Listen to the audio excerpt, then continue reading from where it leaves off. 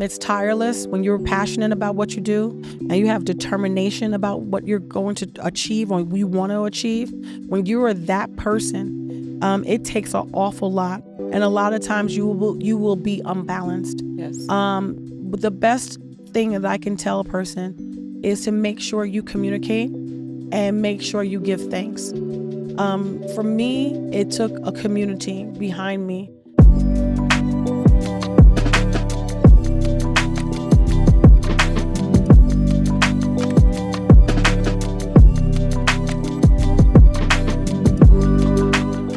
Hey out there, welcome back to another episode of Bosses of the Valley. I'm your host, Cherie. Today I am introducing Dana Dumas. She is the owner and founder of Sugar Jam, the Southern Kitchen, located here in Scottsdale, Arizona. Let's get started. Well, Hey, hey, how you doing, I'm Sheree? good. How are you? I'm good. Very nice for you to have me. Yes, thank you So, so much for accepting the interview. This is a beautiful thank establishment. you I so much. absolutely love it. So Thank you. I'm excited for everyone to just learn a little bit about you, just how you inspire the community Mm-hmm. and just take some notes out there. All Sounds like right. a plan. Yeah, let's do it. Okay. So I want to talk about getting started. So one of Mm-hmm. my first questions is what inspired you to start Sugar Jam, and how did you transition from an at-home bakery to a full established restaurant? Okay. Well, my journey is quite timely. I'm a transplant from the New York and New Jersey area to Arizona. So we moved out in 2002. Okay. In 2010, I had my twin boys, Braden and Brody, and life in corporate wasn't the same for me anymore. And I used to bake my little heart-shaped jammy sandwich cookies for people on a whim or for my friends' weddings or something like that, or just at the holidays. And people were just like, "Oh my God, these cookies are so good." And being here in Arizona, there at that time wasn't really many bakeries that were reminiscent of me being back in New York, Okay. and I was like, dang. So I was make these cookies and everybody's like, I know this can't be from a bakery Right. here. Like, where are these from? And then my friends would be like, those are Dana's cookies. And my girlfriend's aunt was like in her Jamaican accent, girl, you need to make your own company, get your cookie business together. And I was like, oh, we'll see. And at that time I was literally working in one of like a business that really wasn't aligned with me. Okay. Having very young kids. I was almost living in LA at the time and watching my little boys take their first steps. And I wasn't there. I was watching it through like Skype or whatever. And I realized that this wasn't for me. Right. So I decided to pivot and I went to that company and said, hey, I know that I'm an employee, but this is not aligned with who I am. Is there a way that I can transition to becoming a consultant for you, Okay. right? Until you find the right person to fulfill my shoes. And I transition that out, but then you're not left holding a bag with a hole to fill that may take some time. So they agreed, and I actually made more money as a Okay. Wow. consultant, right? For about 120 days. But during that time, I went ahead and figured out that I'm going to put my foot into having my own cookie business. And I started to do the research in regards to what is it going to take? What are the demographics in regards to who am I selling to? What's my audience? Mm-hmm. How much do cookie businesses actually make? I'm not even talking about just being from home, but just as a general, like Right. how much do cookie businesses generate revenue? And lo and behold, a small mom and pop, local, doesn't matter what part of the country, they average $250,000 to $400,000 a year. And I Wow. said, well, that's a pretty, Wow. that's pretty good, And so, how would people know about me? Is what I start to scratch my head. There's a gazillion websites out there outside of my warm network, right? Which you guys should know that if you're an entrepreneur, that's your friends and your family. Yep. I was like, well, who else is going to know about me? They could say all they want to their friends and family, but it's not going to give me a salary, Right. right? That's on I'll just order here and there. And so I realized what was here that was starting to really bud. And that was the local farmers markets here in the valley. At that time, back in 2010 and 2011, there were about 3 to 4 major markets in the valley: downtown Phoenix, Old Town Scottsdale, There was a little one on Central and one up over on Cactus and the 51. And I got involved with the Phoenix Public Market. Okay. So I took my monies that I was consulting with and rationed off to be able to start my business. Okay. So I was definitely self-funded. I didn't take away from the household. I was able to self-fund through what I was doing with the work I Right. was doing.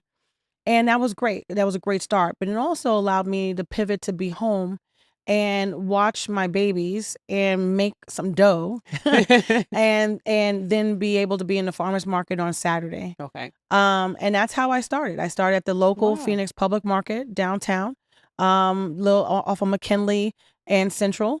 And it was December 2011 when Sugar Jam was born and started in downtown in Arizona, in downtown Phoenix in Arizona. And I'll be honest with you, I never have looked back.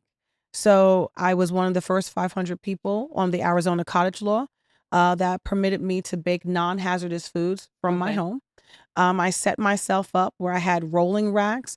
I had new things to hold my flour, my sugar, and all this other stuff.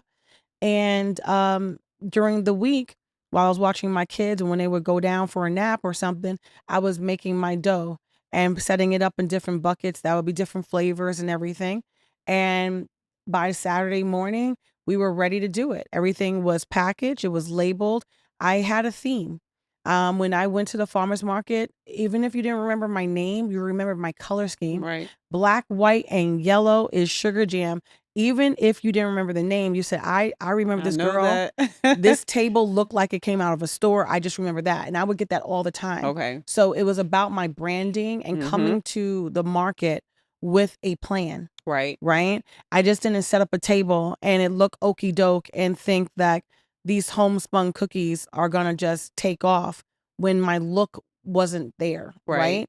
And so it's really kind of when you are verging on the break of wanting people to know your service or see your product or whatever, you only get one chance Mhm. to make that first impression, make it count. So Yes. when I made it count is because I had a black and white striped tablecloth runner with a black tablecloth on the bottom. I had different accents that were in yellow to showcase my cookies. All of my packages were packaged, labeled, heat sealed, and tied with ribbon. And I had it different ways, and my insignia was hearts. So everything that I baked was a shape of a heart, even was round with a cutout with a heart or a heart within a heart, but people knew me for the hearts. Right. And so, I think that was the biggest thing was creating a brand and creating an insignia and doing really well in the farmers market. And what I found through the farmers markets, is there were a lot of people that were tops of their companies, former CEOs, former directors, this, that, and the other. And when we had that downturn in the housing market back in Mhm. about 2008, a lot of these people were displaced and had to rethink their lives Right. and also rethink what is going to make me happy at this portion of my life. Right. Because at the other portion of my life, I have given so much to whatever company or Yes. whatever. I think I just want to do something for myself. The farmers markets gave a lot of people that joy, even if it was just a hobby on the side or something that came a hobby became something permanent because it became a real business. And I networked. It Yes. wasn't just a place Another that I big just one. stood there and talked to people of my customers. Outside of my customers, I networked with other business owners in the farmers market. I want to know their story. Right. I want to know where they're from. What's the back end? Because the back end helps to create the foundation for the front end. And within a year of being in the farmers market, I was now into the three markets in the valley. By my Wow. second year, markets were starting to grow and different events were starting to happen. Within 2 years, I was doing specialty events and I was plug and playing with the farmers market. I was outgrowing my home. I was like, this is really busy. People were finding me at Intel on Thursdays. Sometimes alternating Thursdays, I'll be in Fountain Hills Farmers Market when they used to have that. Somebody else told me about the Super Farm in East Mesa, and I live up here at the border of Scottsdale and North Phoenix and Desert Ridge, and I was like literally going on a Thursday and say I'm doing Intel. My car is packed up. I stayed up all night. My kids, when they went down for bed, my husband was helping me and had my truck all packed up. I was going to Intel on a Thursday. My dad would stop by and pick up the kids for us. My husband goes to his job, and I was going to Intel. I'd be there, ready, set up, prepared for their lunchtime at 11 o'clock in their cafe. They used to have this thing. And I'd be there until about 1 or 1:30. I'd pack everything up and I would go have lunch. And from that point, come back to my car, set my timer, close my eyes for about 30-minute power nap, and drive further out to East Mesa to do the super farm. And I would be there ready, set up at 5 p.m. for their farmer's market on Thursday, and wouldn't be done until 8:30 at night, pack up, and wouldn't get home until almost 10 p.m. Wow. On Thursdays. And then all day Friday, baking, ready for the farmer's market on Saturday. The weekend. And then on Sundays, I would be, when the Scottsdale waterfront started to have these art and craft shows, I would be there on Sundays at the art and craft shows in Old Town Scottsdale. And about once a month, there used to be a poetry reading down at the Sheraton downtown Phoenix. Okay. And so I would be out downtown Scottsdale all day. And my husband was watching the kids. He would make sure he would come back when the event was over, bring me all the other boxes of cookies that I made, and help me take down the tent, take down everything, have a quick bite with my family. I would then leave with those boxes and other things I need to set up with, go downtown Phoenix and set up at the Sheraton and be there for the poetry readings and selling my cookies and not leaving, and be sold out and not leaving until 11:30, 12 o'clock at night, and be up at back home by 1 in the morning. Like, people don't realize, it's magic doesn't happen overnight. Right. And just because you have an idea, unless you prove the idea and put some steam behind it, things don't just happen. What people see of me now in 2025, I started this back in 2011. Right. And so this is a culmination of 14 years here in Arizona, 14 years of busting my hump in all types of weather, being an at-home baker, being consistent. proving my product, adjusting. At one point I had too many flavors. I'm killing myself. I had too much stuff going on. I slimmed it down. I looked at my revenue. I looked at what was being popular, what was moving the best, and that's what I focused on. And my pies and my cookies and some other brownies and stuff, those are things were moving. Right. And that's what I concentrated on. So as I was still in the marketplace, I knew that it was coming to a point that I needed to move out of my home. But people found me. I mean, literally, at that point, by 2013, I was doing street eats as a market vendor, selling out. I'm doing Ostrich Fest. I'm doing the Peach Festival. I'm doing all these things everywhere. And then backfilling with the farmer's market. Okay. And I was in a chef shared kitchen for about 7 months because I had to get out of my house. Okay. But that was an appropriate step. It wasn't saying because of my valid sales that I was doing that I would be able to just jump in and have a retail store. And I think a lot of people, that's where they lose. Right. They don't vet their idea. Yep. They're trusting in their warm network, but these people love you. Sometimes people are not as honest as they want to be because they don't think that you're going to take those other steps to try to go out. They just think of it as a hobby, right? You need real data. Right. Right. That's what I was going to comment on too, was your foundation, starting strong is because you did the market research. You did. And I think that sometimes can seem like quite a task or people just don't understand, but it is the importance because you do have to, you basically have to center yourself to say, where can I fit in this market? Exactly. So I think that's amazing to say, definitely do your research out there. You have to do the market research. You have to figure out is who else is selling this, what items of theirs are selling. So that just shows the importance. And what I'm seeing, that's how you got, your strong foundation is because you put in the time for the research. I put in my time. I did the research. And what I started to notice that by about 2014, I started to notice that the markets were being almost kind of bastardized. Like we were having a market or event or an art fair or something that was going on Okay. every which way you turned, and it wasn't being vetted as to how many products were going in there like it used to be. And I started to see my revenue change because somebody might have said, "Oh, I remember her from being X, Y, and Z. I've had that before. So I'm going to now try this." Right. So remember, when people are coming to whatever event or a market, they have a set budget. And Yep. so at the end of the day, they're coming in for their vegetables, they're coming in for this, they're coming in for that. But a sweet product, right? They're going to make a choice. I'm not buying all of it because Right. I'm conscious. I'm not buying all of it. So I'm going to take my chance and buy this. You may think that your product's best, right? But then again, that person may feel that I've had you and you are great and I love it, but I've had it before. So I Right. want to give this a chance. That may not be, they The may thing be first. sad by the time they get home, like, dang, I wish I had them sugar jam cookies.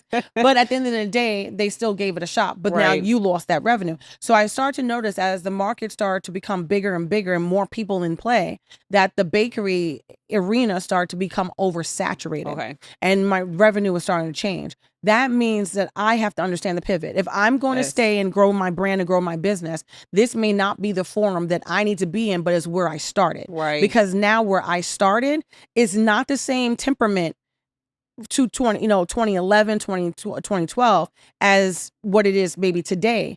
I was a part of something that was early, Right. birthing, giving it a shot. I'm a part of the genre of people that were having their first food trucks in Phoenix, right? And that was just a handful. I'm a part of that genre. So that foundation for me to watch Phoenix grow and do what it's doing, it's absolutely great and phenomenal. But at the same token, in that time, while I'm watching that happen, my corporate background that's very extensive and what I Mhm. have let me know that it's time for me to do something different. Right. With that being said, it was time for me to stand on my own 2 feet because I was outgrowing the chef share kitchen I was in, which I transitioned from a home-based baker into a commercially licensed baker.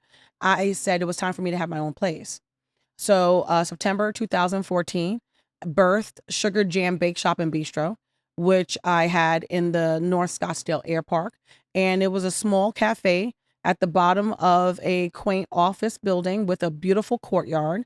And it was like, I'm working upstairs, I'm coming by, they grab a coffee, they grab, a pastry or a Right. breakfast sandwich. I did light lunch and I always did my baked goods and my pies.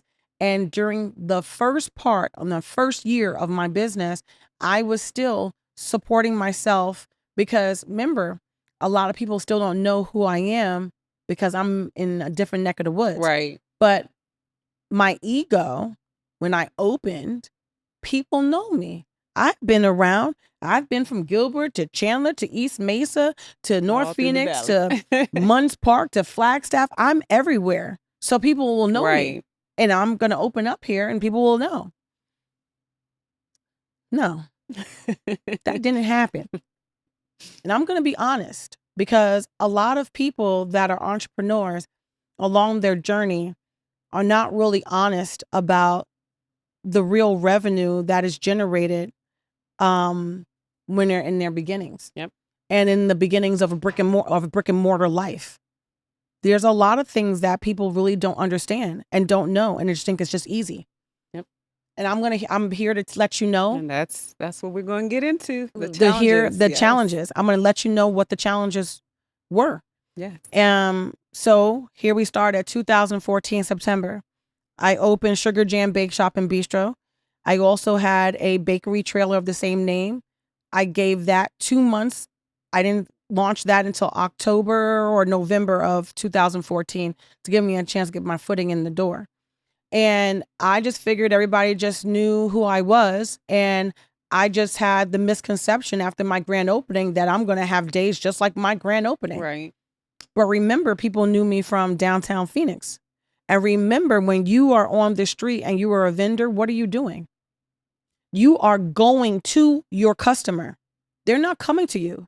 You're going to their backyard. Right. You're making it easy for them to find you. You're not, sitting here waiting for somebody, Yep. right? So days I can go out to an event or a market and grab $800, $1,000 or whatever else in just a few hours. Now I'm inside this brick and mortar that I've renovated, that I'm paying rent. I have a few employees and I have inventory. And there were days that I was lucky I made $60 in the beginning. Okay, well, what am I going to do? How am I going to pay anybody on $60? I still, with my fortitude and me still being linked into markets and still doing events, that first 2 years in my brick and mortar, I was still doing events. I was still doing Peach Fest. Okay. I still did Ostrich Fest. I still did street eats. I still did barbecue comps. I was the, not the barbecue side, but I was on the side with the desserts. And so I'm still doing that stuff because those things in short periods of time paid me a lot of money. Okay. I mean, one event I could pay 2-3 months of rent, right? So I was doing that.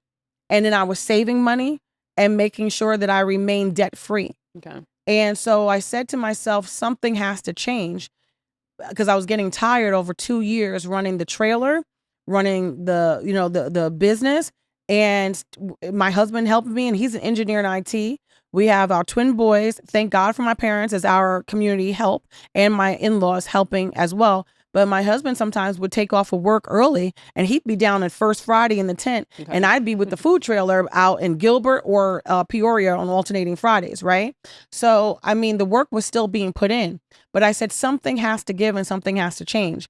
It's not just a place for me to do production. It has to be able to pay for itself, right? So that mechanism said, what do I need to do and figure out?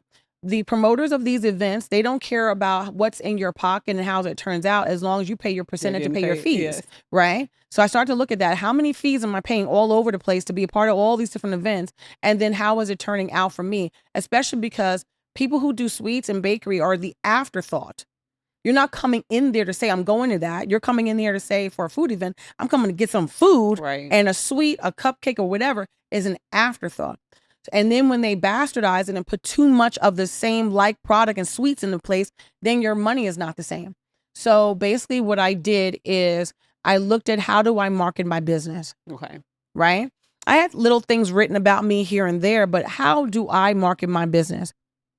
So we did the research, and at that time, Yelp was even more popular. Okay. Right? So I was already on Yelp. I was like, I'm on Yelp. People know I'm on Yelp.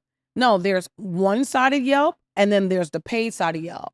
There's the side of Yelp that's strategically working, like you work with them on your marketing. You're working with them to build who you are, to let people know about you, right? And they're putting you on Front Street. There's a whole nother side of Yelp. So instead of me being part of these different events, I kept a few, but then I invested that money I was paying for these promoters.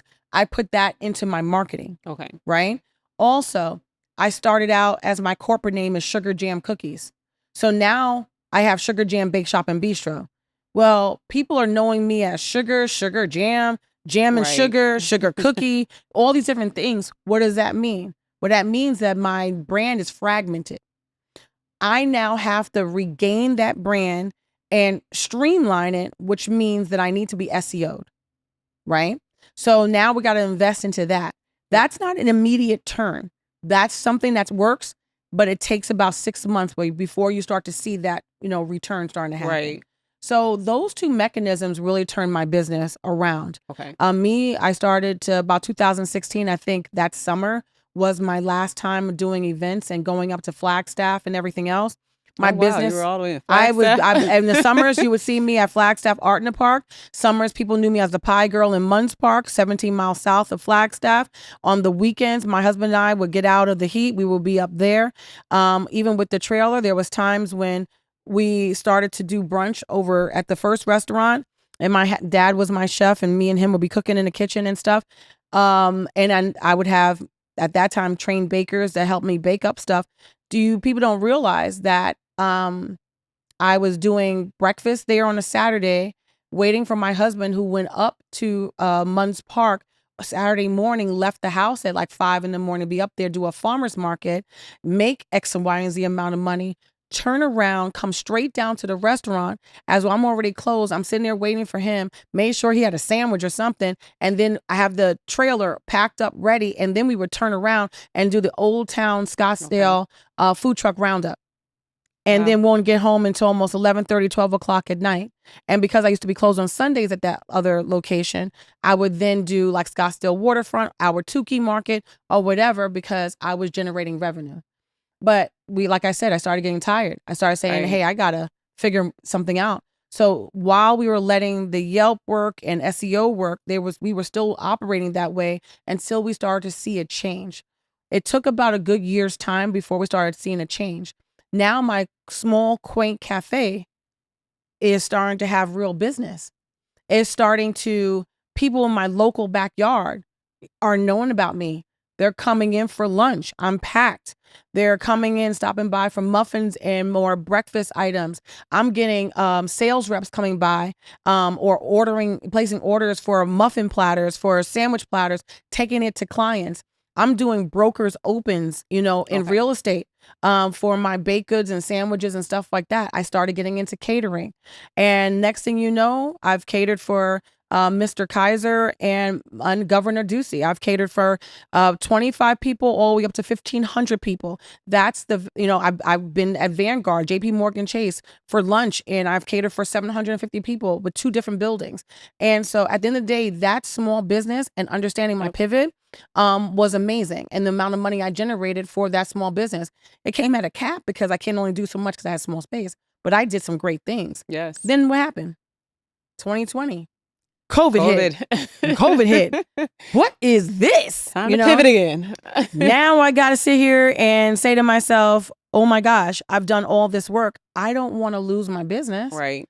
But what happened was that it gave me the opportunity to sit down, open those books, really dive into those numbers and ask myself, do I have to lose this? Right. And at the time of COVID, I was just at a point where I was actually on a month to month with my location. Had been there for 6 years. Okay. And I was either going to have to release, or I could fold, or I'm going to move.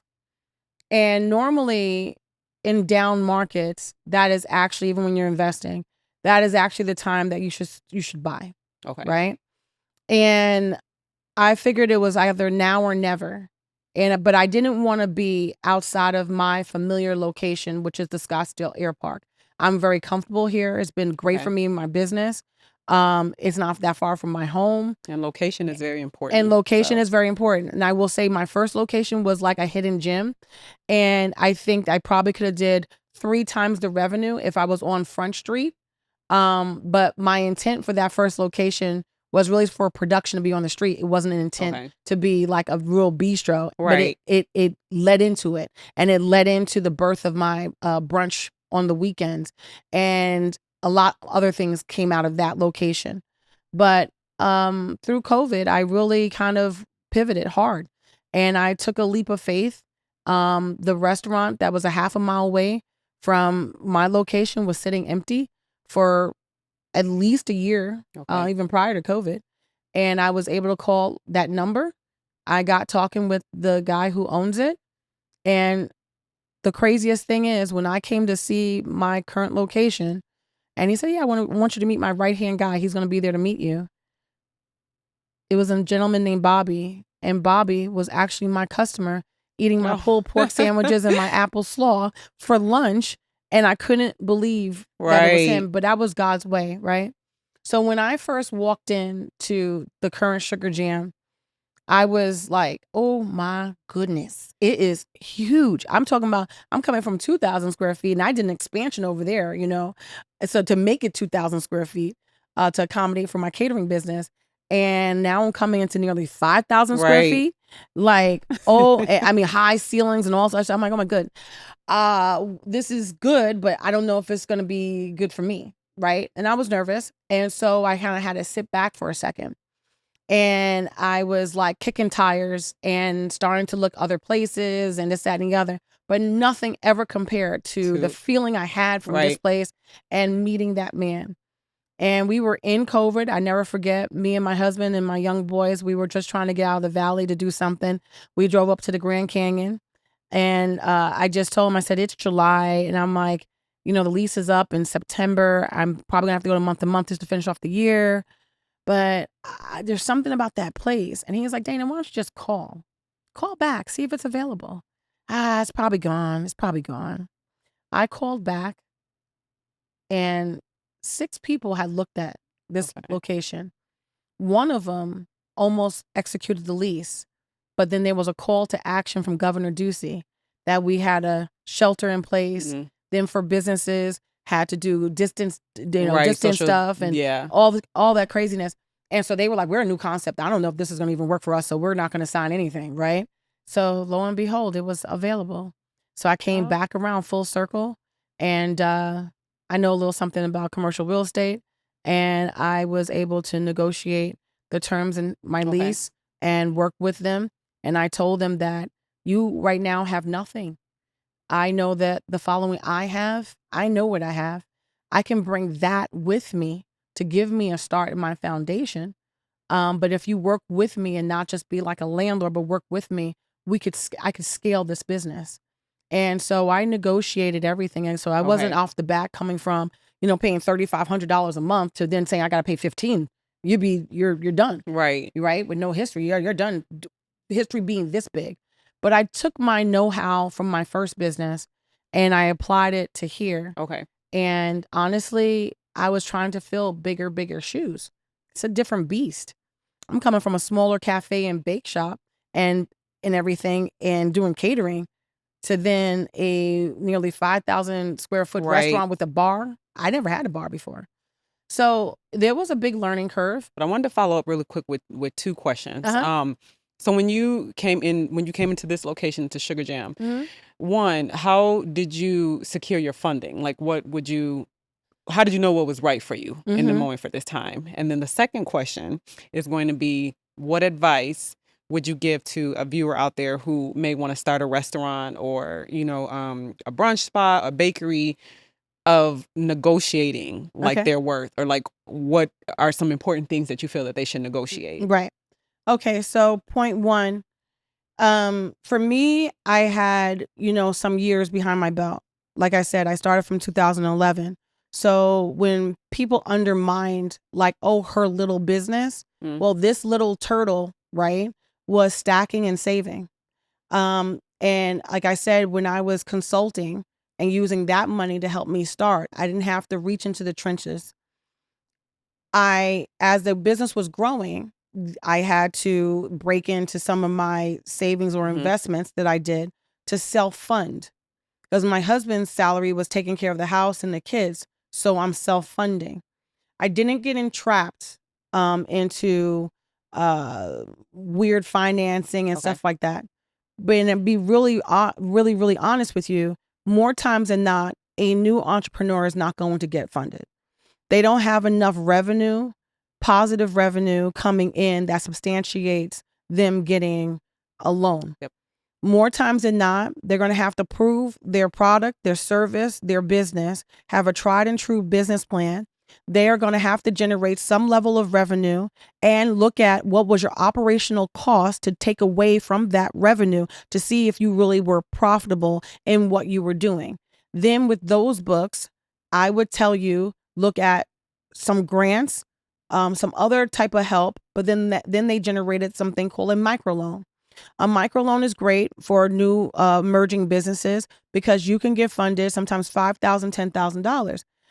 At this stage of the game, that may not sound like a lot of money, but at the other stage of the game in the beginning, that Right. is a lot of money because you can do a lot with that. But it's also teaching you to discipline because you should have a plan as to if you were to ascertain $5,000, what would you be doing and checking those boxes.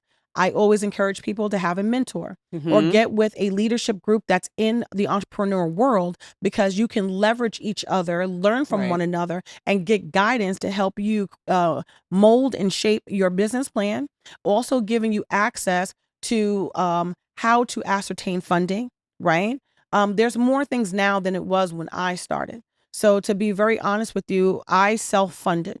So, from the beginnings of me being home, I was self-funded. The revenue that I generated from my home business helped me launch into the brick and mortar. As a birthday gift, for me, that September when I opened Sugar Jam Bake Shop and Bistro, my husband gifted me with $30,000 to start that brick and mortar business from his savings of investment. Right. He did that for me. That gave me that foundation. So once again, we're still self-funded. As we start to grow, I need funding, but still, as a bank, would not. I mean, I had, good credit. I have money in the bank. I'm doing great revenue, but I'm still not getting funded. And a lot of times that goes into being minority, women, and it's not that easy. Right. So once again, I'm relying on myself and sometimes family, and make sure they get paid back. There has been hard times when you're rubbing two pennies together to make sure that it ends meet. But I think that the silver lining for me was COVID. I sometimes I'm sorry to say that because there's so many devastating things that happened out of COVID. But But yeah. as a business for myself and what I addressed, what people needed at that time was comfort food, but comfort food to go. And my business used to be open from Tuesday to Sunday. Now I'm open Friday, 3 to 7, Saturday and Sunday, 9 to 2. Everything's to go. And 3 to 7 is comfort food to go.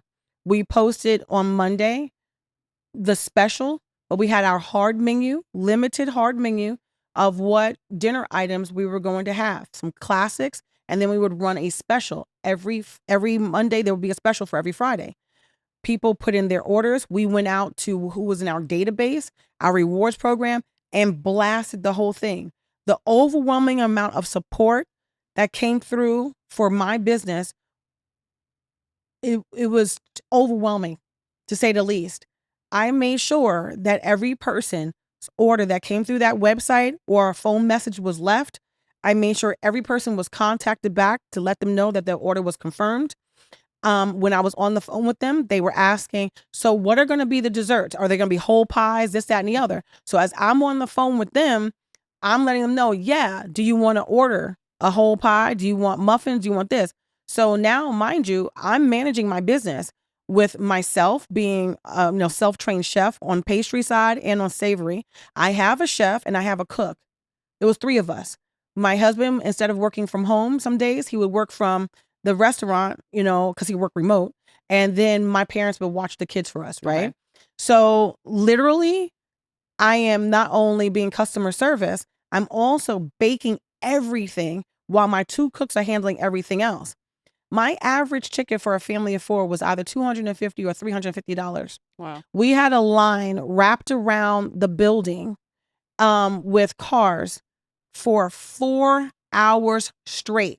Sometimes people would get a parking space and eat their food in their car. Some of them had convertibles and stuff like that. Like, just think about that number. That was more money than I had ever seen in my business. And I was like, wow.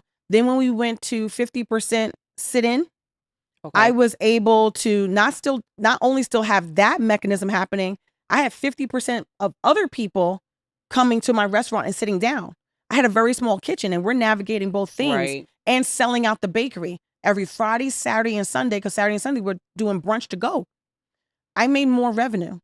I took that revenue that I made and that profit and I invested into what you see here at Sugar Jam, the Southern Kitchen. We were self-funded. Yes, along the way, finally, I was able to get, a little loan from bank, whatever else. Sugar Jam has never had an angel investor, has never had any type of capital investment, hasn't had any type of investment of any entity like some of these other big groups or conglomerates or Silicon Valley, whoever these venture capital, never had it. So what you are seeing when people come to Sugar Jam, the Southern Kitchen, you are seeing hard work, discipline, a nearly 5,000 square foot second concept restaurant that came from me, and it's self-funded by me, and my husband 100% that the money that is made that comes out of this business that came from my first business has funded what you see in Sugar Jam. And so to be at a point from what I used to make to where we are now, 4 years later is, That's astronomical. right. But it's all due to the work. So when people look around this building, I don't lease equipment. If I can't afford it, I can't have it now. I save up for it and then I buy it. But I don't lease equipment because that traps people up, right? So now you leasing a refrigerator, you're leasing an oven, you're leasing this, you're leasing a dishwasher, leasing all these different things. And what happens if you have a slow month? Right. Right? And you got to pay your employees first. Yep. But all these different bills are due. You're out. Yep. You're out. You miss it because your collateral is what? Is your business. So would you say that that's part of, the importance of negotiating? Does that factor in when you're negotiating a spot with? Okay. I think negotiating is pretty heavy. I wouldn't suggest that people do what I did, in regards to, like, if we're going to go back to like leasing. No, make sure that you have your right representation, a commercial broker that you trust. Okay. Make sure that you yourself need to do some homework so that you understand the jargon. That's number one. Number two, you get yourself somebody that you trust. Look at their portfolio. What type of deals have they put together? Can they show you some of the businesses and have some relationships out there with some of the businesses that they put in place? Ask those questions. Don't be afraid. They're going to be representing you. Yes. But make sure that you do your due diligence and understanding the jargon that goes into commercial real estate, right? So that they just not buffaloing you and saying, oh, this is going to be a great deal for you. Because what happens after the fact, the commercial real estate broker has gotten you into a spot that they technically say that we got you the best deal. Well, you know what? They may come back and see you, give you some flowers, and I hope that business turns out. 2 weeks later, may show back up and say, wow, this is really great. And then what happens when you're struggling? You can't go back and say to a commercial real estate agent, you got me in a sucky deal, this, that, and the other, blah, blah, blah. They're on to the next best thing. You made them their money. And sometimes in commercial real estate, what typically happens as well is that there's a negotiable thing that you have T&Is, tenant improvements, right? So if you are using a broker, some of that money will have to pay for a broker's representation. That's how they get their money. Right. Or there's going to be a monthly payout. Sometimes some companies just want to pay them out. They're out of their hair. There's no monthly payout. So you have to understand all of that. Those questions is, if you're representing me, how do you get paid? Because it's not like you're selling a house in residential. They get their points, 6%, 3%, or whatever else. This is different. Right. How does that point structure work? How does that broker get paid? And then what does that mean for you as the tenant and what you could receive as your T&Is, your tenant improvements? So really for me, it's just because of the fact that I just have some level of background in the commercial real estate world and just my diverse background in corporate America that it had me where I understood the jargon and we break things down. My husband has a very good knowledge in commercial real estate. I also had a really good customer turned out to be such good friends of ours, and they're in commercial real estate as well. So it was a little easier for me to navigate to be able to put this deal together and really work with the ownership here that are really wonderful people.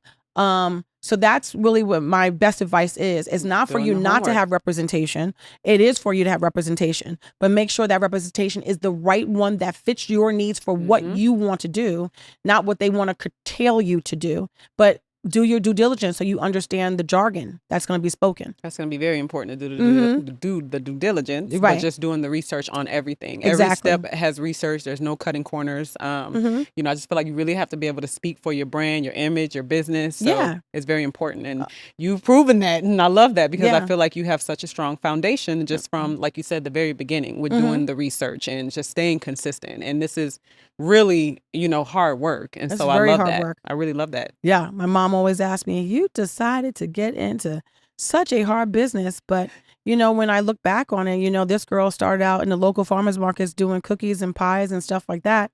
And then pivoted to have the first brick-and-mortar Sugar Jam Bake Shop and Bistro, which I have for 6 years, and a food trailer that I ran for 3 years of that time. And then spun into doing corporate catering. A lot of corporate catering and some private chefing as well.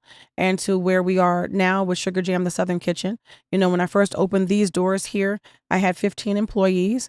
And I thought that was a lot because I was coming from maybe having, 6 to 8 and when during COVID 3. Right. And now I employ 42 people here at Sugar Jam. A lot of people, there's people that have crossed over with me from 2018 from my first business. There are people that have been here from before these doors first opened and are with me today. I try to always promote within. I try to give structure. I'm building not just a brand, right? Sugar Jam is the brand.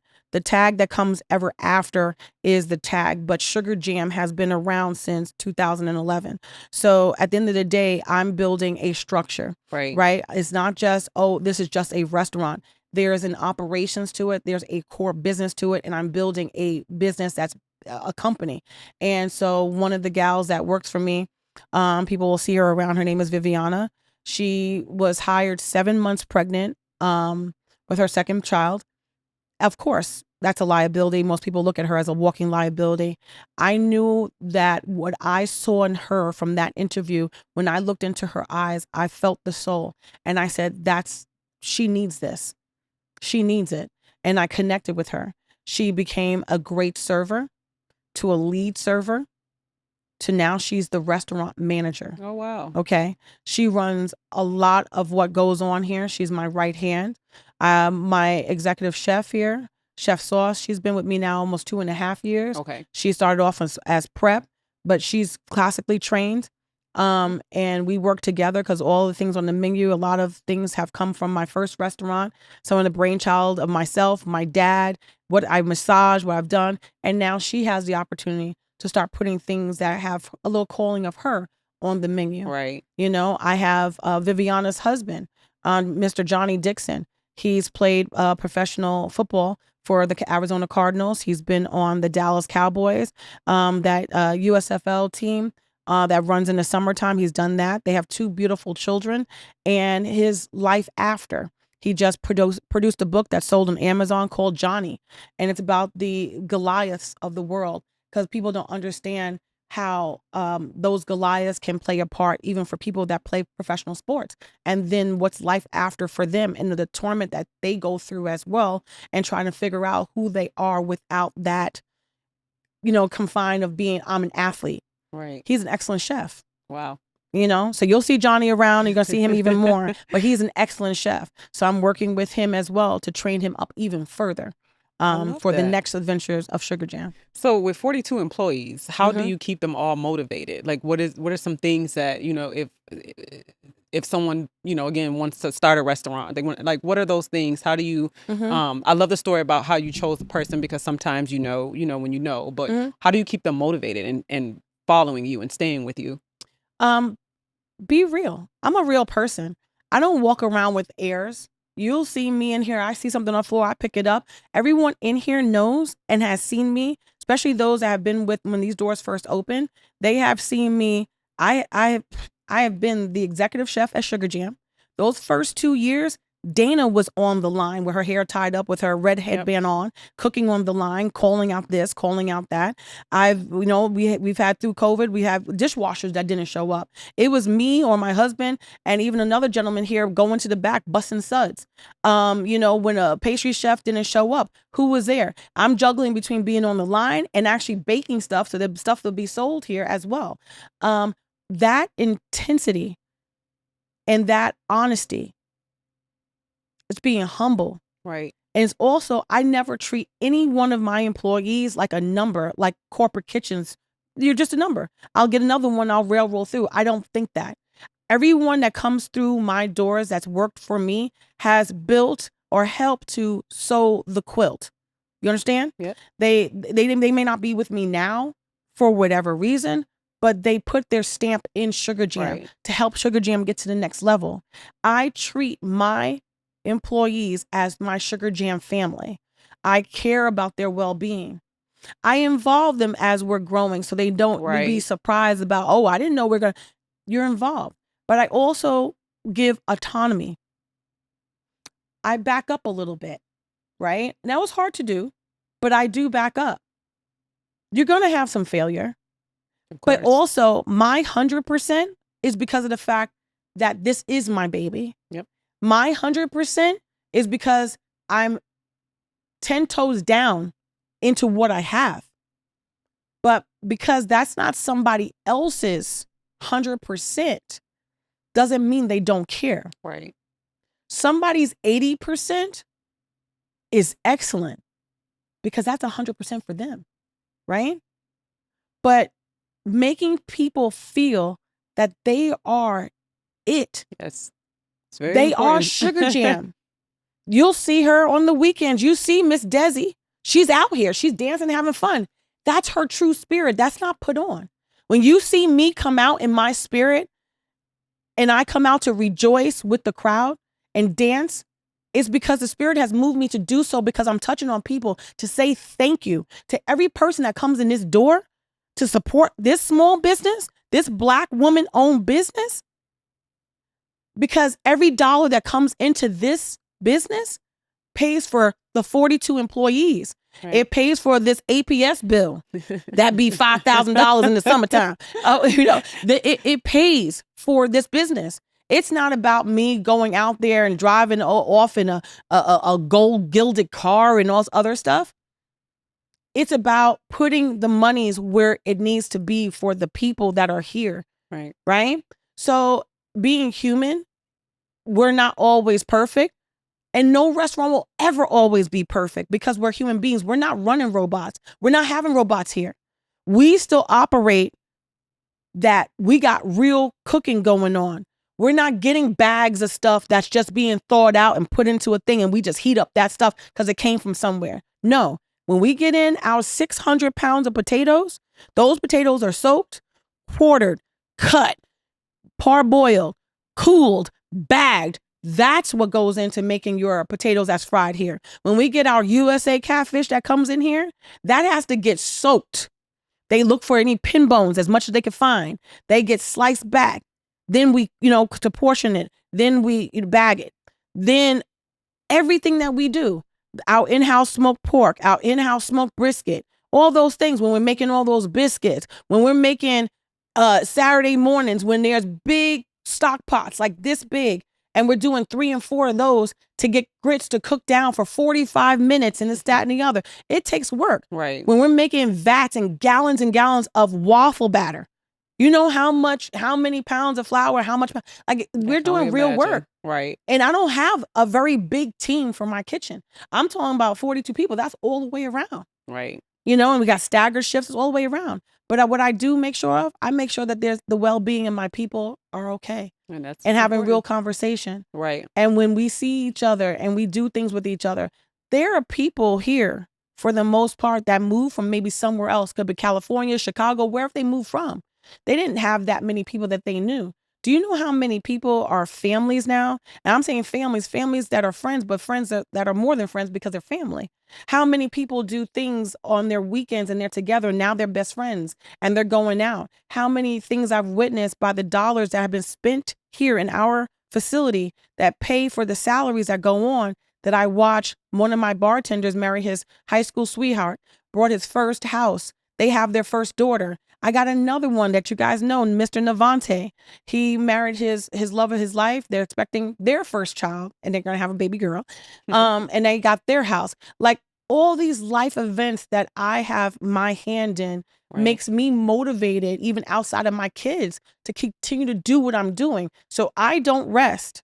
As an entrepreneur, you may complain like, oh my gosh, I'm so tired. Even my mom says, when are you going to get some rest? It'll come.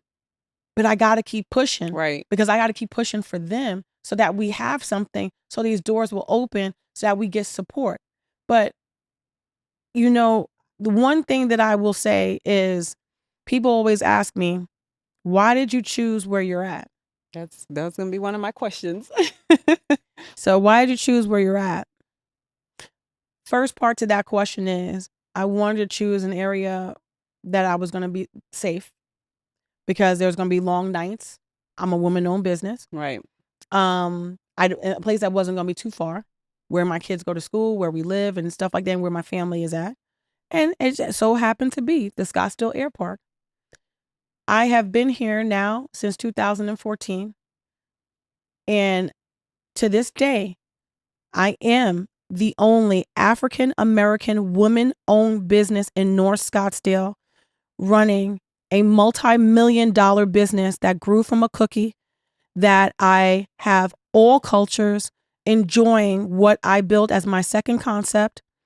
And I have employed all cultures here. And we celebrate, we rejoice of that history making every single day that I get up and I'm able to open these doors here. We create history for this state of Arizona. Okay. So for me to have what I have, where I have it, and I haven't experienced, I've been in negativity. I've been embraced. I've been embraced here because I run an honest business. I run a business of integrity. This is my lane. And I know that there's, brunch and vibe things and stuff like that. And that's, my tagline that have opened up after me and that want to have a bakery, want to have things. I started that. So at the end of the day, what I do here means even more, because even to this day, when you look around or you go around North Scottsdale, you won't find another Dana Dumas and you're not going to find another Sugar Jam, right? So for us as a culture and for where we stand and what's going on today, I am inclusive. I am about equity. Right. I am about diversity. And because that's been supported by all these people that are around me and my ownership, it allows me to do what I'm doing and keep pressing on. And so, and I mean, honestly, I have, like I said, I don't have any investors behind Sugar Jam. So for me to do all of that and who I am and where I stand and be self-funded, it's a lot of work. It is a lot of work. It's a lot of work. But like I said, it pays off. So the challenges, I know that you talked about, some of the staff who, don't show up, or not this particular staff, but just in the past or anytime you've done this. So what are some, or I'm not going to say that, I want to know, what is the biggest challenges that you can say that you face when operating your business? I think the biggest challenges is always going to be revenue, money. Okay. Even as much as you make, you got to spend it back to continue to operate. So being funded, getting funding and having funding, that's always a conundrum. But now that I'm in a different space, it's a lot easier now for me to get funded or get a bank loan or whatever else. But even once you ascertain that, I always want to say this, and I want to implore any and all people that's an entrepreneurs and having their businesses, regardless of restaurants, whatever it is that you do. If you are able to ascertain financing, if it says that this is going to mature in 18 months or 24 months, you do the best you can to pay that back early, because that's going to help you build your business credit. The better your business credit with all of your vendors, even if you get financing, is that you take that as a priority to make sure that they are paid back, because you do not want to have reporting that you're a slow payer or negligent to pay or whatever, because that's going to caboose your business, because you won't be able to leverage yourself to be able to get or ascertain financing to allow you to grow. Right. Okay. So I may not have investors, but I can't tell you that I haven't had a business loan. It eventually happened, right? But at the end of the day, I make it a point to make sure that things are paid back. So everything is great. The other caveat is when I said any business you have as the person who spawned your business, you're going to have the passion of 1000%. You cannot put that on to an individual who is working for you, and you have to recognize what is the good traits of any employee you have, so then that way you actually work towards expounding on that good trait and how does that apply to your business. Other traits that you see that might not be that great is a way that you can connect with that employee so that you can mentor to make them better in a place that they haven't been so great. And now you can have a more well-rounded person. Of course, in any industry, but especially in the restaurant industry, it's very volatile in regards to help and people having the fortitude to stick around. Right. You'll get these people that come in, they give you all the gooply gop that I'm this, I'm that, I can handle. Okay, we want to see what you got. We take them through a brunch and they tell us, oh, yeah, I've been at these restaurants. We do this. Okay. We may be a little bit slower on a Wednesday and Thursday. That's fine. Now we're cresting up on a Friday. Now we're hitting a I'm that Saturday weekend. and I see them, they crumble, they fold. They can't handle that pressure, that intensity. My small line on a given Saturday, we do anywhere between 450 to 580 covers of reservations in one given day. And we're only open 9 to 3 before, now open 9 to 4. So that's a lot of plates. That's a lot of covers. We are moving fast. And once we start, we don't have a lull. Like some restaurants, they have an hour and a half, they have a spike, they go down, then they come back up, and then it's once we go up, we straight same, that's the same pace from 9 a.m. until 3:30 in the afternoon. It's exact same intensity. That is a lot of work. So we find that a lot of people, they just can't handle that. Okay. Right. So there comes that. The people that we have, they're excellent. They can handle it. The other thing that also I think that has been like something impaling, with the business that always like, when we have pricing increase, right? Right now we have a situation that's out of my control. It's this bird flu that has made the eggs and chicken prices volatile right now. What I used to pay, for a case of eggs, is not what it is today. I'm already almost at $200, right? Wow. So at the end of the day, what I said just for one SKU, right? Just say for 15 dozen eggs, like only order 15 cases at a time. That's over $2,900. So we have to do a surcharge for $2. Okay. But that's not even enough that really covers it, but I have to charge something. Right. Right. So those are those difficult things because it's volatility in the market. And that's what we are like, we can't do anything. Our hands are tied. Like even through COVID, when there was a chicken shortage, because people were getting COVID and the manufacturers had to shut down. And you know what? That is a great point too, because I think, just with any business is, as a customer, I don't think that we really look, and I say we, putting myself as a customer, but we don't really, look into that on the business side. We're saying if inflation is going up or things are changing, like that's going to affect the business. It affects business, yeah. With that, because that's actually going to be a follow-up. So that's great that's also could be another challenge, going into the business. But I'm also going to follow up with that because with that is probably going to come complaints. So how do you deal with, customers who have negative reviews online or who have something negative to say? How do you handle that as a business owner? As a business owner, you can't take it personal. And I used to find myself taking things personally. And I had to actually back up. My husband said, you have to back up. And I need you sometimes not to look at those reviews anymore. Like you need to stop because it really was impaling on my health and my well-being. Because I'm taking it personally because Sugar Jam is my baby. And I'm wondering like what's going on, what's happening, why did this happen, this, that, and the other. So I'm reading through it. So there's life lessons in there. So basically what I have done when I get something that's negative, I actually bring it back. I look at it. I actually talk to the restaurant manager. Are you aware of this situation? What transpired here? So I have my facts and figures, but it's also teaching points. These are things that we can teach to be better and coach people through so we don't have it anymore. We don't have this again.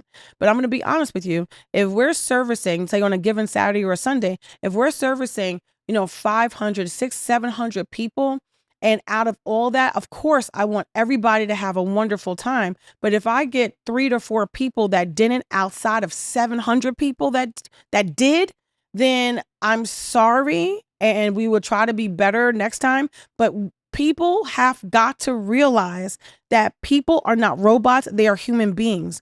And treating your servers with respect for the hard work that they do, recognizing a kitchen, the whole kitchen that you see when they're cooking on that front line is right in front of your face. There's no magic genie behind that wall. That's the dishwashers behind that wall. And there's usually only 2 to 3 people prepping. Like at the end of the day, we're not a kitchen that has 25, 30 people and it's corporate. And we got things that we are making and microwaving and all. No, we're really cooking. Things do take time. We have our process. If we ran short on, let's say, chicken tenders. Okay, well, we have to bust open a whole nother big 40-pound box of organic chicken breast that we have to quickly soak in a with a little salted water real quick. We have to pat it dry. We got to get those cut. We actually hand cut our tenders. So it just may be a little bit, and it takes Right. about 20 minutes, like to fry and do all else stuff. So just be patient, But when I'm reading certain things, I'm taking it back. Obviously, I do take it to heart, but I take it back, and I do want to transcend that to my staff. So we have teaching points to be better. Now, if I find that some of the comments that I might have read, there's some things that I feel that might be just like crabs in the bucket, right? And then I have to take a stance that we can't satisfy everyone. And there's a pre-notion that some people just come and they want to be negative because this can't be something that's Black owned and looks like this and this part of town. So they're not coming to support with good intentions and goodwill and good heart. They're coming with, I'm trying to find something. So regardless if something's there or not, some of this might be a grain of salt. Some of it might be a setup. I've had people that have been in, and there have been people that come into my restaurant trying to figure out the blueprint, right? And sat up at the bar and around the crowd, and then turn around, throw money at a concept that's basically similar to mine, and open it up. And instead of being honest and maybe mentoring, instead of trying to steal, we could all be better in the community that's not that big around town, and work more together, right? And leveraging each other then versus wanting to see somebody else be closed down or shut down, and stuff like that. So that also plays a very big part, which is really detrimental to businesses. You know what I mean? But I take things and adversities just head on. And I make sure that, I have an understanding to it. I make sure that we talk through certain things with the staff, because the only way that they're going to get better is to make sure that they understand what transpired, what happened, why. And also, let's congratulate with all the good reviews and all the good and positive stuff. Let's congratulate. Let's celebrate in those things, because there's more good than there is anything bad. And then there's That's always going to stick out. Always. I'm going to be honest with you. Like this weekend, out of my control, somebody, stuffed all this stuff down the toilet, and people don't realize when you go to a restaurant, those signs say, please do not dispose your stuff like this into the toilet. And it's something for a reason. Now we're quoted for a $9,000 fix. Wow. But the thing that I did and I pivoted is, instead of shutting down the whole restaurant, which we were getting ready to do, and and somebody jumped the gun and sent out a text, and then we were losing reservations, and I said, wait a second, send a text. We got a workaround. The workaround was, I'm gonna have people come through my kitchen and use the employee bathroom, and then that's what we did. The next day for Sunday, I was thanking the Lord that this place was open at 1:00 in the morning and answered my call, and I rented a porta potty. Not that I wanted to have to do that, but I did, because it gave alleviation that there wasn't just one bathroom for an entire restaurant. But it was me thinking on my feet and thinking got something lined up, because we have a big fix on our hands for, something that a customer actually did because they didn't adhere to the signage. And I still had people that we said the bathrooms are out of order, and they were still going into the bathrooms and still using it, which caused even more trouble. So it's like, there's not any more that I can do than being a forthright owner and being very transparent and doing the best that I know how to do and being as accommodating as I can be. But there's some onus onto a customer as well, because not every single customer is right. Right.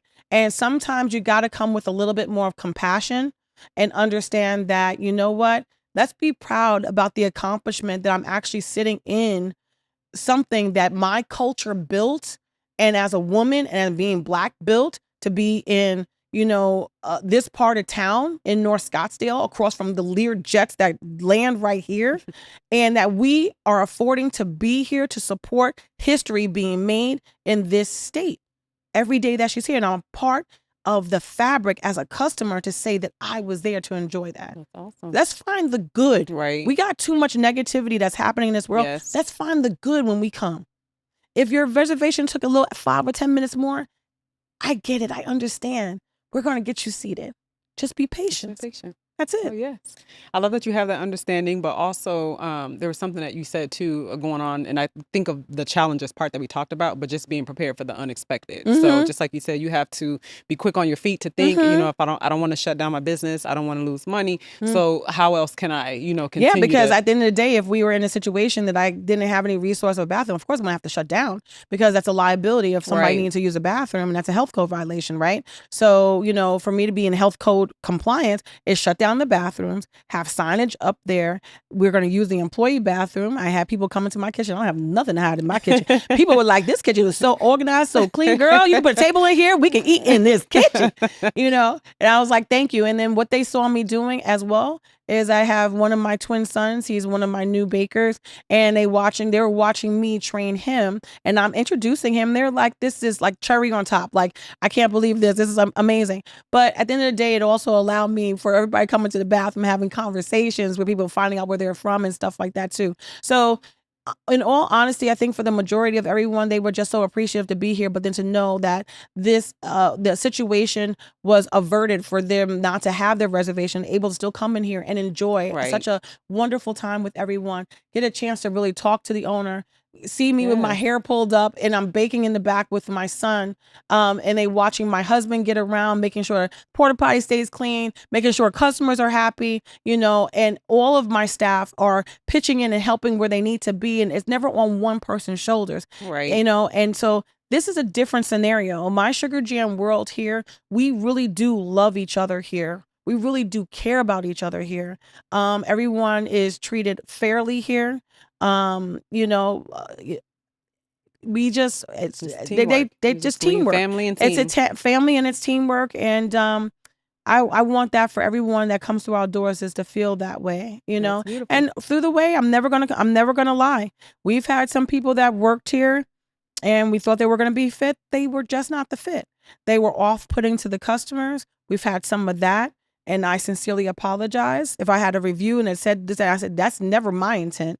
And I realized that person's not the right fit. Right. They're not a meld in the culture that we have and what we stand for. So you have to go. Yep. And so I hope those customers one day will come back and give us a try. But we are who we are. And I hope that my Sugar Jam, I hope to be around. We've done 4 years now. I hope we'll be around for the next 10, 15, 20 years as your local restaurant that has good Southern flair breakfast, brunch food, and a fun vibe and a Yes. good place for everyone to come and and just have fun. You Definitely has know? a good vibe. So. Thank you. Yes. Well, I love that. That's actually really beautiful. And I wanted to ask two more Uh-huh. questions for you, because this one is always so important. Mhm. But how do you balance your personal life and being a business owner? Like, what are some things you do? Some things that you could share with the aspiring folks out there. I will be 100% transparent with y'all.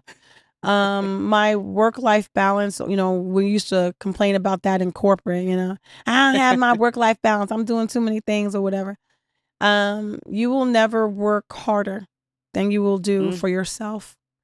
It's tireless when you're passionate about what you do and you have determination about what you're going to achieve or you want to achieve. When you are that person, it takes an awful lot, and a lot of times you will be unbalanced. yes. But the best thing that I can tell a person is to make sure you communicate and make sure you give thanks. For me, it took a community behind me. It took my husband, it took my dad, my mom, my father-in-law, my mother-in-law, and some very, very close friends of mine that helped to support me through my vision to help me get to where I am. I would never have been able to do all of what I have accomplished in these 14 years by myself. Mm-hmm. I think I would have gotten a pretty good distance, but I would have never been able to do it all by myself. So when you actually implore a level of respect for those who are feeding into your dream could go a lot further. But one thing I will say with the balance, you'll get to a point where you will finally be able to breathe. And I'm very fortunate that I am at that point, even though I'm doing a multitude of things behind the scenes to grow the business. But I do have work life balance. I'm able to I'm able to have some time for myself to go to the gym or That's go to my important. Pilates class. I have a personal assistant. I just opened up my brand new corporate office called SJ Concepts. So that allows me to work from there because I realized that when I step my foot into the door of Sugar Jam, the Southern Kitchen, I owe them me. Right. I owe them to be present. I owe them my time. Thinking that I was going to be able to go into my office, I always had that thought, I'm going to go in my back office here and do all this work. It's not that. The business is moving and it needs my attention Right. where I'm at there, being here. But I have more time now. But you know what that came from? That came from my passion. That came from my dedication. It came from my time of mentorship. It came from my time of giving autonomy to those who Right. deserve the autonomy. It came from my trust, putting my trust into individuals because I saw their passion and I continue to see their passion in the business. So if I'm leveling them up, right? That makes it better for myself to move up and onward as I'm creating a concept group. There's more concepts coming. But in order for me to do that, I can't continue to be in the trenches. Right. I have to be elevated enough so I could be able to do that. Also, my background is in business development. In order for me to get back to doing some business development, I can't be on the line cooking every morsel. Mm-hmm.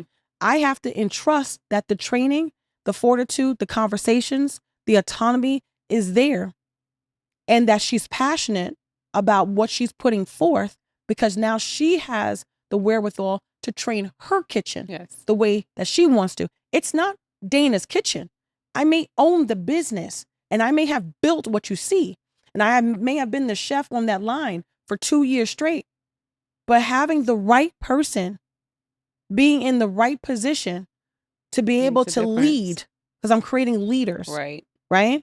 That allows me to be able to be in the business development. It allows me to expand in the business.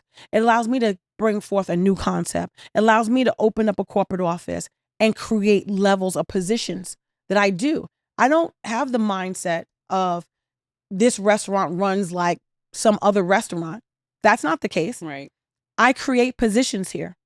There may not be that title at another restaurant because I create based upon a need and based upon the talent that I see and how much more that can I take that person further. And that comes from me because I'm an educator. That's what I graduated with.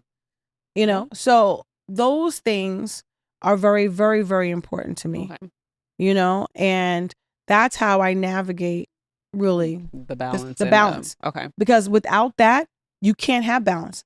You know why?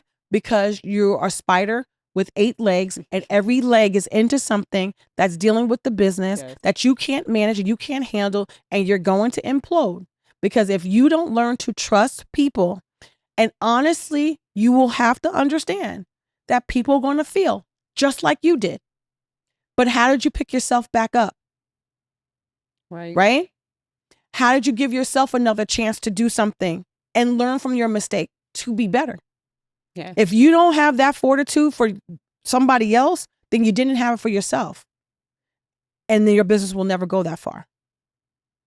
So that's really the biggest thing about making sure and how you will get to a point that you'll have balance. The balance. And it doesn't, and I'm going to be honest with you, sometimes it doesn't come in the beginning.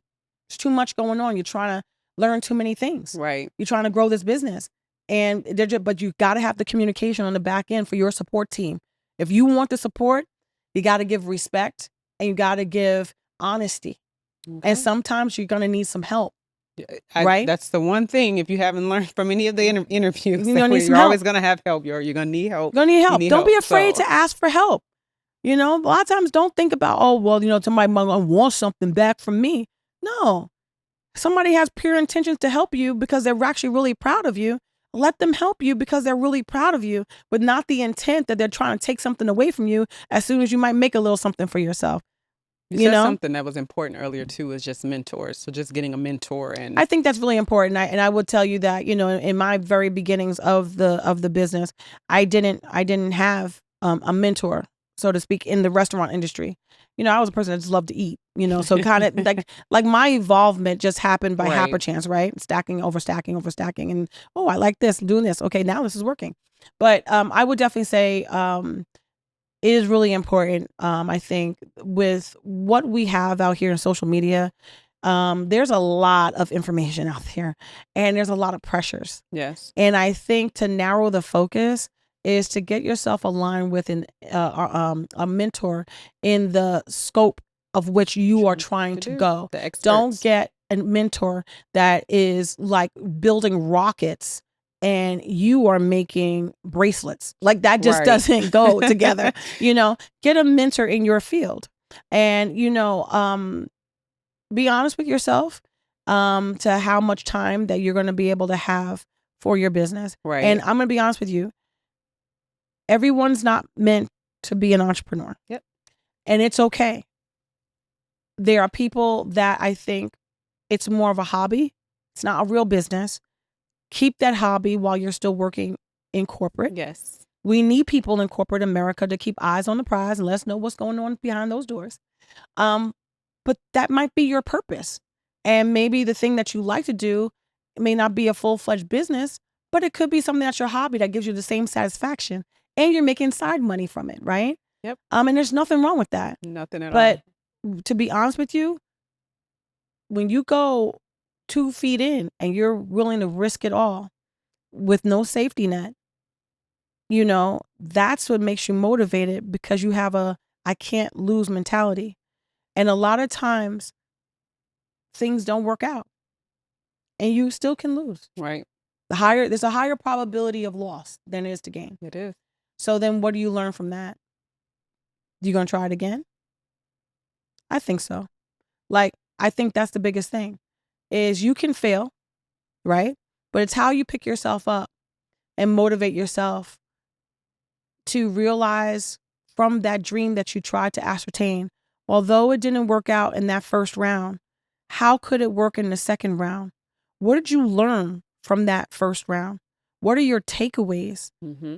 How could you leverage those things that you thought were failure but actually could be a success? What were your teaching points? You may have to go back and get a 9 to 5. You may have to go back and be a server, whatever, or something that gives you a flexibility. But you can always have another chance. Yes. The first time can't always be the only time. And that's what I always like to tell people. There's always another day and there's always another chance. That's great. That is really great, especially just kind of touching back on a point you said is even corporate, because I know we're in this time where, again, everyone sees everyone who has a business and it looks glamorous and, that's the thing they want to do. And it's like sometimes that's just not your purpose. And that's okay if you're in corporate and you're excelling in corporate. The reason why I also love to sit down with leaders in the community and business owners is because this is for everyone. Even if you are in the corporate world, there's things that you can pick up on. There's things that you can learn. There's mindset that, you get from these interviews. And so it's not all just entrepreneurs. It's for, your purpose might be to be in the corporate world as well. So, yeah. And I think also what's really great for a lot of people being in corporate or even being your entrepreneur yourself, get with some networking groups, even if you don't have a mentor. Get with some networking groups. You will find that through networking that, you're not alone. powerful. And it's very powerful. Sometimes people need a foundation. They need to meet people to build a foundation. Right. A lot of people in corporate have questions and how do they level up? There's some uncharted waters in corporate, but they don't have a person that they feel that maybe they trust in their company that they're working with. But sometimes in these networking groups, it's a great forum to feel comfortable enough to have those conversations that may be uncomfortable where you're at, but more comfortable there. Also networking because you never know what other opportunities may be around the corner that you might be a better fit at another company that needs you as an asset. And it gives you that joy and that bump, and it may pair very well with you. Right. Also, you might be in a situation where from the networking you realize, you know what, I need some more certifications. I didn't realize that was out there for me. Right. But now it's giving me the information to have it. Absolutely. So I think networking is power. Power is with Definitely the people. is power in networking. So yeah. Well, I'm gonna end us out with one final question that I wanted to ask. But what is one kitchen tool that you cannot live without?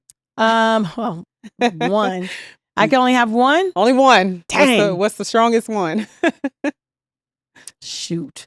I love when I make you think. I know. I'm gonna have to say a pan, a cast iron pan. Okay. A cast iron pan. Cast iron. Yes. Why is that? It's something that that's the type of pan my grandma always cook with. You know, that's what been on that Yes. stove. It's a seasoned pan. Yep. It never fails me. Everything comes out right in that pan, and it's when I cook in a cast iron pan, it brings me to memories of like my grandmother and people that are no longer with me in the present form, but is with me in spirit. So that's why. I love that. Mm-hmm. All right. This was such a great interview. You were Thank full you. of information. I really, really hope that I do a lot of the interviews, and I just love when I get just that real conversation, like what it's really like. It's not glamorous. Here's the challenges. And so I Yeah. really appreciate, you being as a leader and helping the community and just being able to You're open up and welcome. inspire those Honestly, out there. So like this weekend it just passed, I was sitting in my office. I said, oh my gosh, I got to get inventory in, for tomorrow. And then, we had the issues going on with the plumbing, and we're having customers come by to use the employee bathroom, and my office door is open, and I'm trying to train my son with the baking at the same time. But you know something? This gal, she was waiting for the bathroom and she had red hair. And I said, oh my gosh, they're sexy red. I looked up and she started laughing. And when she came back to use the bathroom, she wanted to ask me, how did I get to this point? And I told her. And then she revealed to me that she loves to cook. Everyone loves her food. And her friend came and she's like, oh my gosh, she makes some bomb fried chicken and stuff like that. And she was asking me questions. And I told her, I said, don't ever sway from what your natural given talent is. right. Not every person in the world, and I'm not saying like culinary school is not good. It is very good. It gets you, well-rounded. But you can be self-taught. Use YouTube for that. Yep. Get yourself taught. But what I want to tell you is, don't jump out the gate. Even if you were able to have all the money in the world, don't jump out the gate to say, I'm going to just run into a brick and mortar. Jump out the gate to do pop-ups. Right. Right? This is a great time to really utilize is. social media and utilize who you know to maybe cook for other people and do pop-ups. Pop-ups to lean you into the catering world. Start getting yourself some clients. Maybe it starts out with 10. Maybe it starts out with 5. But doesn't matter. You're building your name up Right. for people to know you. Once you feel that you have ascertained a comfortability that replaces your income, now you got something. Mm-hmm. When you know you have replaced your income from corporate and you're able to sustain your livelihood, now you have a business, okay? When you're able to pay yourself. So there's things that just happen along the way, and I'm always there to guide people, give some knowledge, give some wisdom. I want to see people succeed. I never want to see them held back or whatever. And I would even myself hate to say that I get to a certain point, and next thing you know, I'm 70, 80 years old. I'm like, I wish I had, I don't want to say I wish. Right. I want to say that I did. And I hope that in my lifetime that people, if something were to ever happen to me, say, wow, she was our mentor. She was like our mom here, our Sugar Jam mom. She created a dynasty that we can carry forward.